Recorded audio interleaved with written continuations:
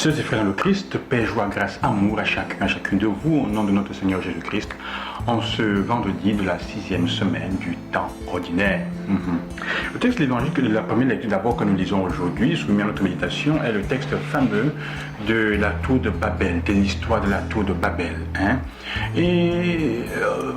Ça peut être vu, cette histoire peut être prise comme une chose négative, le fait que d'une seule unité de langue, Dieu descend pour jeter, comme on dit souvent, la confusion dans les langages pour qu'ils soient éparpillés. Le texte nous dit que le Seigneur fait cela parce qu'il ne faut pas, à cause de leur tendance à vouloir construire une tour pour défier le ciel, pour arriver au ciel à Dieu et le défier. Et Dieu dit, il faut qu'on ne le laisse pas parler un seul langage parce qu'il... parce qu'il pourrait arriver, comment dire, il faut ils sont un peu plus un langue. Ils commencent ainsi. S'ils commencent ainsi, rien ne les empêchera désormais de faire tout ce qu'ils décideront. Ce n'est pas que Dieu a peur de ce que les hommes vont décider, mais il se rend compte que, ne pouvant pas égaler Dieu quand même, ils vont tenter, ils vont arriver à des excès. Adam et Ève, c'est déjà un excès. Ils vont arriver à des excès rien ne pourra les empêcher de faire ce qu'ils décideront. Ça ne voudrait pas toujours dire que c'est le bien. Mais on a le déluge qui vient de se passer avec le mal sur la terre qui avait rempli la terre. Parce qu'ils gagnaient pas une seule langue. Alors Dieu dit, le fait de faire comprendre comment la diversité est une richesse et même une chance pour l'humanité. Parce que l'homologation, le fait de vouloir faire que tout le monde fasse la même chose, pas la même langue, la même manière, est un appauvrissement. Pardon.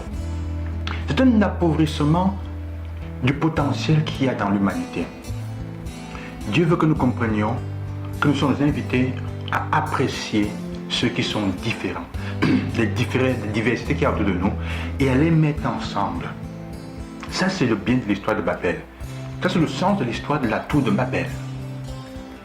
Nous arrivons maintenant à la question de l'évangile, où Dieu dit quelque chose qui semble vraiment difficile au début. Si quelqu'un ne renonce pas à lui-même, ne prend pas sa croix pour me suivre, n'est pas digne de moi. Est-ce que Dieu demande vraiment que nous nous dépouillions de ce que nous sommes? Pour comprendre le sens de cette histoire, il faut prendre l'exemple, par exemple, de la graine. Si une semence reste semence, elle va finir par se tuer. Elle ne rejoint pas la réalité de ce pourquoi elle a été créée. Le grain de blé ou la semence de farine a été créée pour devenir pain, boule de couscous, dans tous les cas pour être mangé de cette manière-là. Et pour cela, il faut qu'il ou elle accepte de renoncer à soi-même dans la forme dans laquelle il ou elle est, comme grain, planté, mourir, devenir une plante qui produit beaucoup d'autres et à la fin est écrasée, moulue pour donner du maïs, de la boule de couscous ou le pain. Ça, c'est le renoncement, c'est la renonciation. C'est dans ce sens-là qu'il faut renoncer. La graine arrive à la plénitude de son existence quand elle devient le pain pour les autres, ou la nourriture sur la table pour être mangée. C'est pour ça que ça a été créé. Comme tel, si nous n'apprenons pas la règle basilaire de l'existence, nous serons toujours condamnés à vivre en nous défendant. Mais nous ne deviendrons jamais ce que nous sommes appelés à être. Si tu tiens à conserver ce que tu es maintenant, tu ne grandiras pas et tu n'évolueras pas. Renoncer à soi-même, ça veut dire ça. C'est quoi exactement?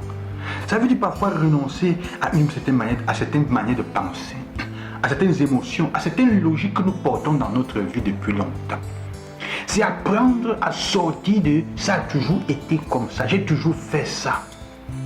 Renoncer à soi-même, c'est apprendre de l'histoire de Babel que l'autre qui parle une langue différente de la mienne, l'autre qui a une manière de voir différente de la mienne, a aussi la vérité en main et est fils ou fille de Dieu, représente Dieu. Ça veut dire accepter que dans l'amour, il y a le langage de l'amour, comme on parle souvent. D'ailleurs, l'autre parle un langage différent. Et je suis appelé à chercher à comprendre ce que l'autre veut dire, ce que ça veut dire, ce que veut dire aimer dans le langage de l'autre, à parler sa langue. C'est ça, renoncer à soi-même.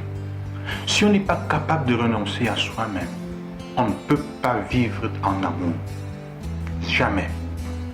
La grande majorité des couples se détruisent, des familles se détruisent parce qu'on n'arrive pas parfois à renoncer à soi-même, à faire un pas en arrière à cause des idées, des pensées, des émotions et des logiques de pouvoir que nous avons. Et c'est le principe de la guerre. Regardez l'Ukraine, regardez la Russie, regardez l'Europe et l'Occident qui est derrière, sont derrière l'Ukraine et la Russie. C'est le principe de toutes les guerres dans les familles, là où on est. On refuse de renoncer à soi-même, de prendre sa croix, dont ses fatigues et ses difficultés, de suivre Jésus sur la voie de l'amour, du don de soi, de l'offrande de soi pour que le monde entier et les autres vivent bien. Ça porte, on ne peut pas rencontrer le bonheur. Il y en a qui sont plus préoccupés de la réussite, de réussir et de vaincre les autres plutôt que d'être heureux. D'être heureux. Le bonheur est une histoire de devenir soi-même. D'être soi-même. Et pour cela, il faut apprendre à accepter de souffrir, de renoncer. Une renonciation à ses points de vue, ses manières de voir, pour accepter aussi la manière de voir de l'autre pour qu'on ait une complémentarité. C'est le même discours dans l'amour de couple. Sœurs et frères donc, pensons donc que pour être heureux, il ne faut pas être un gagnant. Ce n'est pas obligé d'être gagnant. Mais il faut être capable, comment dire, d'être soi-même dans la vérité de ce qu'on est. Je vous bénis au nom du Seigneur, je vous souhaite d'être vous-même, de savoir renoncer parfois à ce que vous dites, je suis comme ça c'est moi-même. Il y a des fois il faut renoncer à ça pour partir sur des bases nouvelles, plus pacifiques dans les relations. Il faut que le monde soit plus beau autour de nous. Je vous bénis au nom du Seigneur, à demain, loué soit Jésus-Christ.